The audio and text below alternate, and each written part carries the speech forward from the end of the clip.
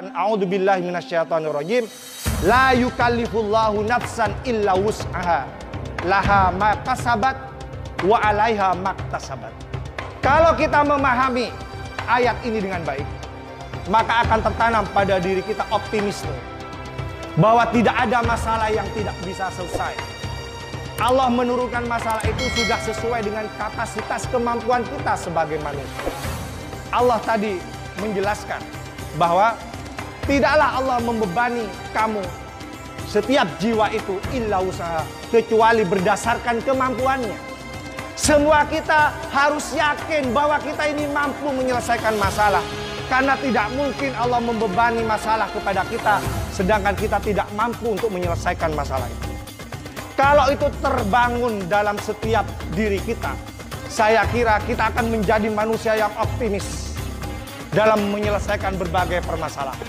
Dalam ayat yang lain, Allah memberikan petunjuk kepada kita bagaimana menghadapi permasalahan supaya kita tetap optimis. Allah berfirman, A'udzubillahi minasyaitonirrajim, wasta'inu bis-sabri was-shalah.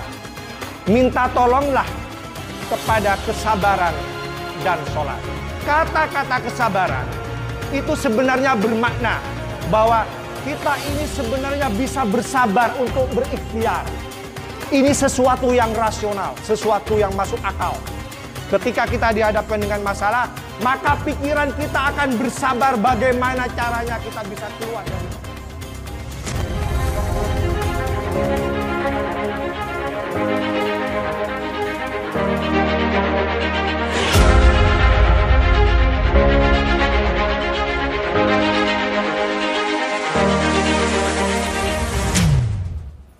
Innal hamdalillah nahmaduhu wa nasta'inuhu wa nastaghfiruh wa natubu ilaih.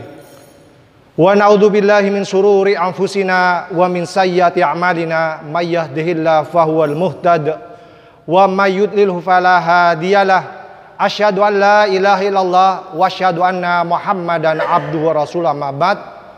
Qala Allah Ta'ala fil Qur'anil Karim, a'udzubillahi minasyaitonir rajim. Innal insana hulika halu'a.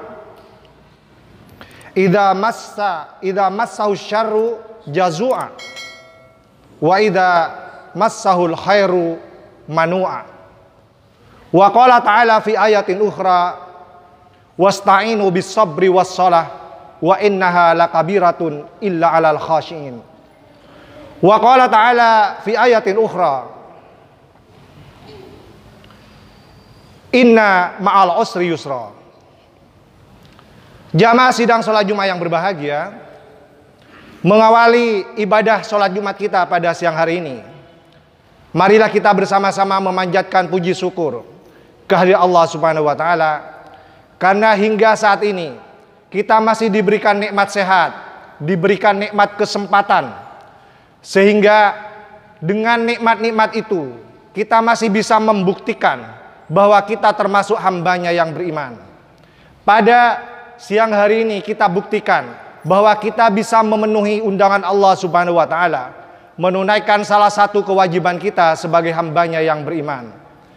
Semua kita yang hadir pada siang hari ini tentunya berharap semoga rangkaian ibadah sholat Jumat yang akan kita laksanakan pada siang hari ini, mendengarkan khutbah Jumat secara singkat, menunaikan ibadah sholat Jumat secara berjamaah, bisa membantu kita untuk terus meningkatkan keimanan dan ketakwaan kita kepada Allah Subhanahu wa Ta'ala. Jamaah sidang sholat Jumat yang berbahagia, memenuhi tema yang disodorkan oleh Takmir Masjid Nur Muhammad, pada siang hari ini kita akan bersama-sama mengkaji tentang sebuah tema yang sangat menarik, tentang kehidupan dan masalah. Berbicara tentang kehidupan dan masalah, sebenarnya kita berbicara dua sisi koin mata uang. Keduanya tidak bisa dipisahkan satu sama lain. Karena masalah itu juga bagian dari kehidupan. Oleh karena itu, berani hidup berarti kita harus berani untuk menghadapi berbagai permasalahan hidup. Jamaah yang berbahagia,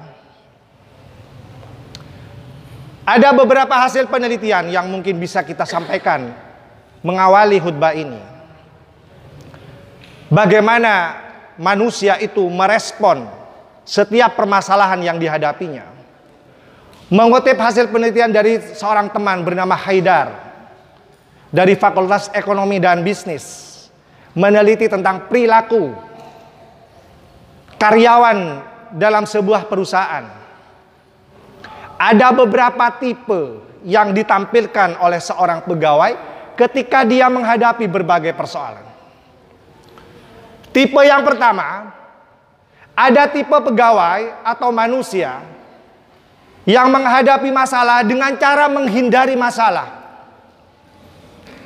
Ia mengambil langkah-langkah yang aman untuk dirinya, tidak mau repot, sehingga kemudian dia berkecenderungan untuk menghindari masalah yang dihadapi dalam perusahaannya itu. Tipe yang seperti ini menurut beliau berkecenderungan tidak punya keberanian, tidak punya kepercayaan diri untuk menghadapi berbagai persoalan. Oleh karena itu, langkah yang biasa dia lakukan adalah bagaimana menghindari persoalan itu. Jamaah yang berbahagia, ini tipe yang pertama. Kemudian tipe yang kedua, ada seorang pegawai, ada seorang manusia seperti kita ini, ketika dihadapkan dengan masalah, dia berkecenderungan meremehkan atau menganggap kecil masalah itu. Sehingga kemudian dia kurang serius untuk menyelesaikan permasalahan itu. Jamaah yang berbahagia, tipe yang seperti ini berkecenderungan dia abai dengan lingkungannya. Dia tidak punya tanggung jawab untuk menyelesaikan. Jamaah yang berbahagia, kemudian tipe yang ketiga, ada seorang pegawai, ada seorang manusia ketika dihadapkan dengan masalah, dia sebaliknya berkecenderungan untuk membesarkan masalah. Masalah yang sebenarnya sederhana bisa diselesaikan dengan cara baik-baik, dicoba dibesar-besarkan. Biasanya pegawai yang seperti ini, menurut beliau, berkecenderungan oportunistik, mencari-cari kesempatan untuk keuntungan pribadinya. Dia pada saatnya akan tampil menjadi pahlawan, seolah-olah pahlawan bisa menyelesaikan sesuatu yang sebenarnya sederhana, tapi dibesar-besarkan sehingga dia kemudian tampil menjadi seorang pahlawan dan mengatakan saya bisa menyelesaikannya. Jamaah yang berbahagia, kemudian tipe yang terakhir menurut beliau, ada pegawai yang bersikap proporsional. Dia punya keberanian untuk menghadapi permasalahan. Pada saat yang sama, dia juga punya tanggung jawab untuk menemukan solusinya. Jamaah yang berbahagia, ini hasil penelitian bagaimana manusia modern menghadapi berbagai persoalan yang dihadapi. Jamaah yang berbahagia, dalam kehidupan kita sehari-hari, kita juga menyaksikan ada banyak cara orang menghadapi permasalahannya. Ada yang sedih, ada yang berkeluh kesah, ada yang marah-marah, ada yang tidak sabar. Tergantung bagaimana cara pandangnya terhadap permasalahan itu. Kalau dia positive thinking, kalau dia berpikir positif, ya, maka akan menghasilkan sesuatu yang berbeda. Masalah itu akan menjadikannya sebagai motivasi untuk menjadikan dirinya semakin bijaksana, semakin hebat. Oleh karena itu banyak orang menghadapi masalah kemudian melahirkan sosok-sosok orang yang kuat, yang hebat, yang makin melejit. Tapi kalau cara pandangnya negatif, negative thinking, sebaliknya dia akan terpuruk, dia akan lemah dalam menghadapi berbagai persoalan yang dihadapi.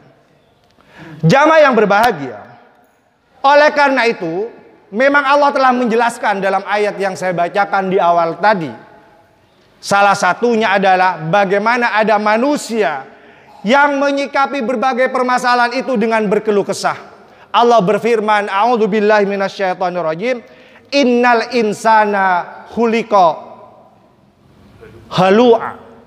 Sesungguhnya manusia itu diciptakan halu'a, berkeluh kesah. Idza massahu syarru, apabila dia ditimpa keburukan,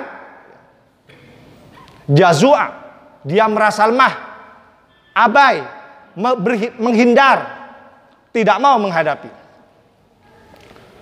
Wa idza massahul khair, tetapi apabila dia ditimpa dengan kebaikan-kebaikan, masalahnya baik, dapat rezeki banyak, manua, dia berkecenderungan pelit, kikir, tidak mau berbagi satu sama lain. Kalau ada orang minta pendapat bagaimana menyelesaikan masalah, dia tidak mau berbagi. Karena kalau berbagi bisa kalah saing. Jamaah yang berbahagia, ini tipe-tipe manusia yang juga disampaikan dalam Al-Quran. Betapa manusia punya sifat dasar berkeluh kesah. Ketika dihadapkan dengan permasalahan-permasalahan hidup, dia tidak mampu, bisanya halua, bisa berkeluh kesah. Jamaah yang berbahagia, sebagai kaum beriman, kita bolehlah berangkat dari spiritualitas kita, keyakinan kita, bahwa semua yang datang di hadapan kita itu semuanya datang dari Allah Subhanahu wa taala.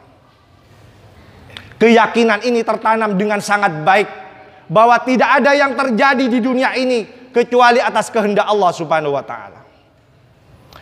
Keyakinan ini bisa kita jaga dengan baik, harus kita jaga dengan baik supaya kita bisa optimis bahwa tidak ada segala sesuatu yang datang atas kehendak Allah Subhanahu wa taala kecuali atas kehendak Allah Subhanahu wa taala. Jamaah yang berbahagia, saya ingin mengajak kita merubah cara pandang kita ketika menghadapi permasalahan. Saya ingin menjelaskan bagaimana Al-Quran yang kita baca setiap hari itu memberikan petunjuk bagaimana caranya supaya kita bisa memanage masalah. Yang awalnya masalah itu sulit menjadi mudah. Yang awalnya masalah itu bikin susah menjadi kita semakin bahagia, semakin nikmat beribadah kepada Allah Subhanahu wa taala. Jamaah yang berbahagia, seperti yang saya sampaikan tadi, kalau kita berkeyakinan semua masalah itu atas kehendak Allah, maka tepatlah kalau kita kembalikan semuanya kepada Allah Subhanahu wa taala. Kita baca petunjuk Allah Subhanahu wa taala bagaimana caranya menyelesaikan permasalahan, bagaimana memanage permasalahan itu sehingga bisa merubah yang awalnya sulit menjadi mudah, yang awalnya sengsara menjadi bahagia. Jamaah yang berbahagia, cara pandang pertama, bagaimana caranya kita memandang permasalahan itu? Kita harus memahami bahwa Allah memberikan permasalahan itu, memberikan beban hidup itu sudah sesuai dengan batas kemampuan kita sebagai manusia. Kita sering membaca Al-Quran, bahkan sebagian besar kita hafal ayat yang menyatakan a'udzubillahi minasyaitonirrajim, la yukallifullahu nafsan illa wus'aha, laha ma kasabat wa 'alaiha maktasabat. Jamaah yang berbahagia, kalau kita memahami ayat ini dengan baik, maka akan tertanam pada diri kita optimisme bahwa tidak ada masalah yang tidak bisa selesai. Allah menurunkan masalah itu sudah sesuai dengan kapasitas kemampuan kita sebagai manusia. Allah tadi menjelaskan bahwa tidaklah Allah membebani kamu, setiap jiwa itu illa usaha, kecuali berdasarkan kemampuannya. Semua kita harus yakin bahwa kita ini mampu menyelesaikan masalah. Karena tidak mungkin Allah membebani masalah kepada kita sedangkan kita tidak mampu untuk menyelesaikan masalah itu. Kalau itu terbangun dalam setiap diri kita, saya kira kita akan menjadi manusia yang optimis dalam menyelesaikan berbagai permasalahan. Jamaah yang berbahagia, dalam ayat yang lain Allah memberikan petunjuk kepada kita bagaimana menghadapi permasalahan supaya kita tetap optimis. Allah berfirman, a'udzubillahi minasyaitonirrajim, wasta'inu bis-sabri was-shalah. Minta tolonglah kepada kesabaran dan sholat. Jamaah yang berbahagia, kata-kata kesabaran itu sebenarnya bermakna bahwa kita ini sebenarnya bisa bersabar untuk berikhtiar. Ini sesuatu yang rasional, sesuatu yang masuk akal. Ketika kita dihadapkan dengan masalah, maka pikiran kita akan bersabar bagaimana caranya kita bisa keluar dari permasalahan ini. Kemudian Allah rangkai dengan kata sholat. Artinya apa? Walaupun kita sudah bersungguh-sungguh dengan kesabaran kita menyelesaikan permasalahan, jangan lupa spiritualitas kita. Sholat kita, bagaimana kita membangun kemesraan kita dengan Allah Subhanahu wa Ta'ala, supaya pikiran kita tetap tenang, tetap damai menghadapi berbagai persoalan. Kata-kata as-sabru was-shalah sebenarnya ini perpaduan antara rasionalitas dengan spiritualitas. Dengan sabar inilah kita akan berusaha dengan sungguh-sungguh bagaimana kita bisa keluar dari permasalahan. Dengan sholat inilah kita akan dekat dengan Allah. Kita akan tenang, akan damai menghadapi berbagai persoalan-persoalan hidup, seberat apapun masalah yang kita hadapi. Jamaah yang berbahagia, ini cara pandang pertama. Ketika dihadapkan dengan masalah, yakinlah bahwa Allah itu membebani kita dengan sesuatu sesuai dengan kemampuan kita. Kita hadapi dengan kesabaran, kita ikhtiar dengan sabar, dengan sungguh-sungguh. Kemudian kita tawakal kepada Allah, kita sholat khusyuk kepada Allah Subhanahu wa Ta'ala. Jamaah yang berbahagia, ini cara pandang pertama yang harus kita rubah supaya kita tetap optimis untuk menyelesaikan berbagai persoalan hidup yang dihadapi kita. Kemudian cara pandang yang kedua, Allah juga memberikan petunjuk kepada kita bahwa bersama kesulitan itu ada kemudahan-kemudahan. Ini penting. Ayat ini berkali-kali sering dibacakan oleh imam. Bahkan sebagian besar kita, saya yakin, hafal dengan mudah. Saya tadi sudah membacakan, a'udzubillahi minasyaitonirrajim, inna ma'al usri yusra. Sesungguhnya bersama kesulitan itu ada kemudahan. Bukan setelah kesulitan ada kemudahan, tetapi bersamaan ada kesulitan, pada saat itulah juga ada kemudahan. Kalau kita punya keyakinan kuat tentang firman Allah ini, tidak ada alasan untuk kita untuk berputus asa. Kenapa? Karena setiap kesulitan yang kita hadapi, pasti bersamanya itu ada kemudahan-kemudahan. Jamaah yang berbahagia, tapi kadang-kadang kita ini terlalu fokus dengan sesuatu yang berat, dengan yang sulit. Yang sulit saja yang dipikirkan. Kemudian dia tidak jadi melangkah, tidak punya keberanian, tidak punya kepercayaan diri untuk melangkah. Ada beberapa studi yang dilakukan oleh pusat layanan karir di Wiraraja itu. Ternyata ada calon-calon mahasiswa baru yang terpaksa menunda studinya itu gara-gara di pikirannya ini sulit. Kuliah itu sulit. Biayanya bagaimana? Bayangkan, biaya 4 tahun dipikirkan 1 malam. Pikir, pasti tidak jalan. Karena yang dipikirkan itu yang sulit saja. Jadi kalau ditanya kenapa Anda tidak segera lanjut kuliah? Saya nggak punya biaya. Saya mau kerja dulu, nanti kalau sudah punya biaya, baru saya akan kuliah. Dapat 1 tahun tidak kunjung punya biaya. 2 tahun tidak punya kunjung biaya. Akhirnya tidak jadi kuliah. Jamaah yang berbahagia. Kenapa? Karena di pikirannya itu cuma sulit. Tidak ada di pikirannya itu bersama kesulitan itu ada kemudahan-kemudahan. Kalau dia datang kepada saya provokasi dia. Yang penting punya keinginan kuat, itu sudah cukup. Apalagi sekarang punya banyak beasiswa, KIP kuliah. Hampir 60% di Wiraraja itu semuanya bersumber dari beasiswa. Tidak perlu bayar, bahkan dibayar. Coba, kalau dulu kita kuliah itu bayar, sekarang tidak Bapak sekalian. Kuliah malah dibayar. Dapat ilmu, dapat gelar, dapat uang saku 800.000 per bulan. Jamaah yang berbahagia, bersama kesulitan ada kemudahan. Bahkan wiraraja itu lebih gampang, lebih senang menerima yang berbeasiswa daripada yang bayar sendiri. Oleh karena itu tidak ada alasan untuk kita menyekolahkan, melanjutkan putra-putri kita untuk melanjutkan ke jenjang studi sarjana. Ada kemudahan-kemudahan. Tinggal kita mau tidak berpikir itu. Atau kita termasuk yang saya sampaikan tadi di awal. Berpikirnya rumit, sulit terus. Sehingga tidak muncul di sini ada kemudahan-kemudahan itu. Jamaah yang berbahagia, saya juga punya pengalaman pribadi.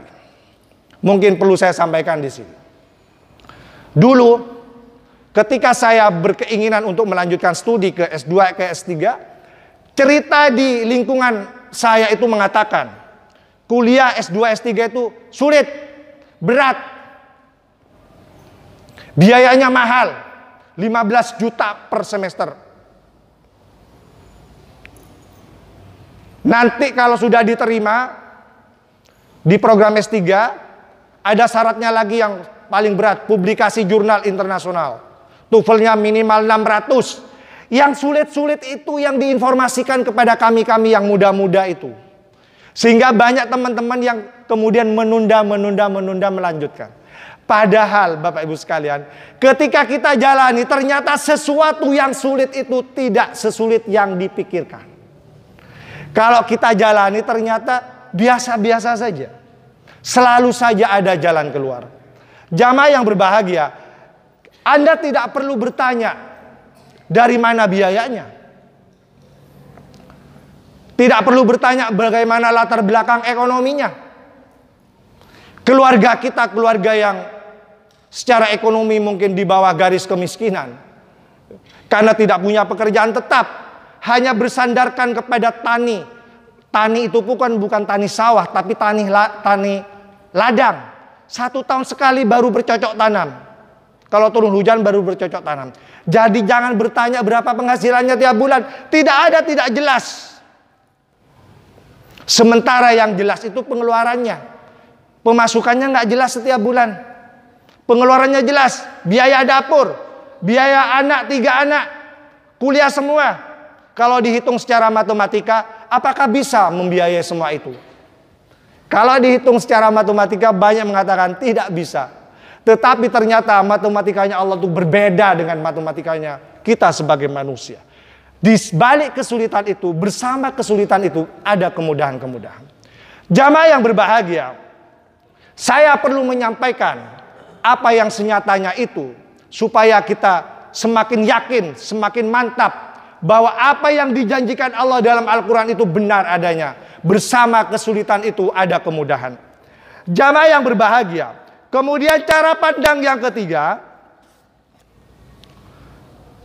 kita harus meyakini bahwa cara Allah untuk meningkatkan kompetensi kita, meningkatkan derajat dan martabat kita itu dengan cara memberikan permasalahan. Apakah kita mampu atau tidak menyelesaikan masalah itu?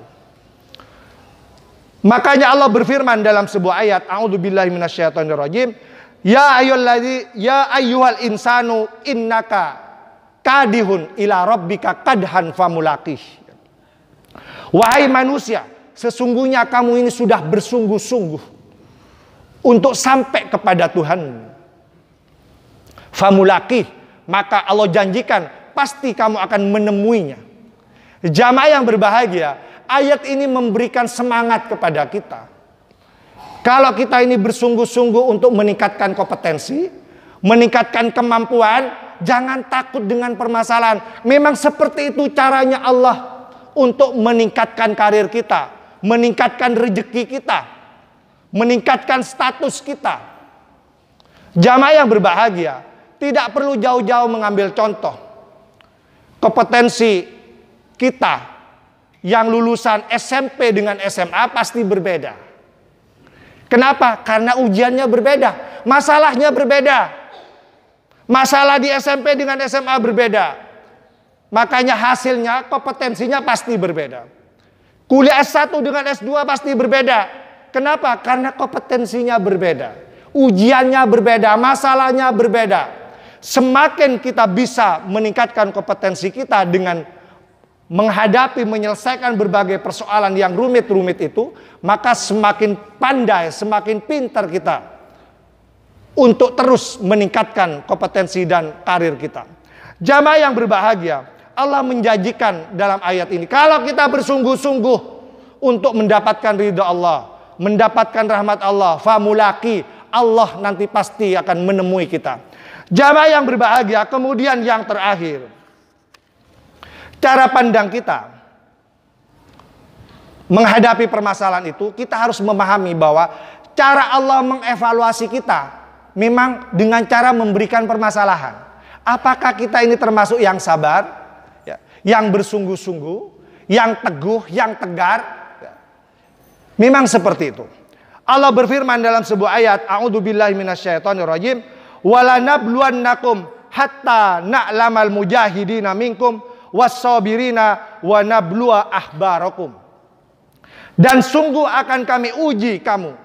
Untuk apa? Hatta na'lama, hingga kami tahu al-mujahidina, siapa sih yang bersungguh-sungguh, minkum, di antara kamu, wassabirin, dan siapa yang bersabar menghadapi berbagai persoalan hidup itu. Jamaah yang berbahagia, seperti itu caranya Allah mengevaluasi kita.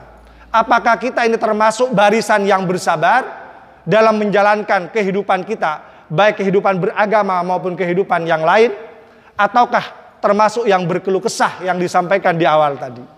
Apakah kita termasuk yang sungguh-sungguh untuk sampai kepada keridhaan Allah, atau sebaliknya kita termasuk yang menganggap remeh, tidak mau menyelesaikan masalah, bahkan menghindar dari masalah?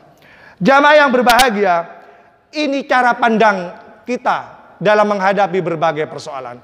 Mulai sekarang, marilah kita rubah permasalahan. Sehingga permasalahan yang awalnya rumit menjadi mudah. Yang awalnya bikin kita sulit menjadi mudah. Yang awalnya bikin sengsara menjadi bahagia. Aku qouli hadza wastaghfirullahal ghafurur rahim.